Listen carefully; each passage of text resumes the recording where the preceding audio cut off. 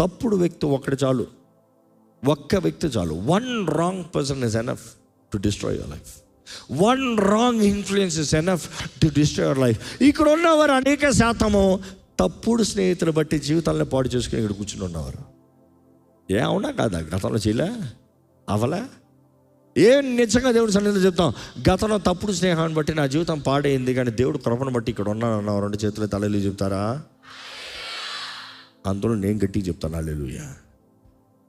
ఎందుకంటే నా యవ్వన కాలం పాడైంది దానికి. Wrong friendship, wrong influence, wrong people.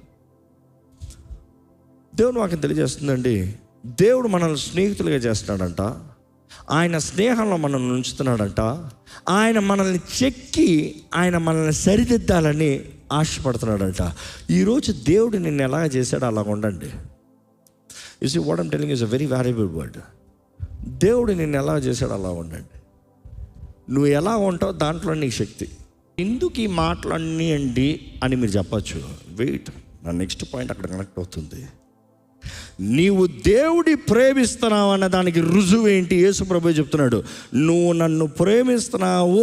ఎందుకంటే ఇందా నుంచి ఆయన ప్రేమలో మనం నిలిచి ఉండాలి, ఆయన ప్రేమలో మనం నిలిచి ఉండాలి, ఆయన ప్రేమలో మనం నిలిచి ఉండాలి. ఏంటి ఆ ప్రేమ? నువ్వు ఆయన ప్రేమిస్తున్నావు అనేది, ఆ ప్రేమలో నిలిచి ఉన్న దానికి రుజువు ఏంటి అన్న దానికి అర్థం ఏంటంటే ఆయన ఆజ్ఞలు. చదువుతామా మాట? Let's read that beautiful verse. నేను చెప్తాం కాదు, వాక్యం చెప్తుంది. యేసు ప్రభు సొంతంగా తన నోటితో చెప్పిన మాటలు. ఎక్కడ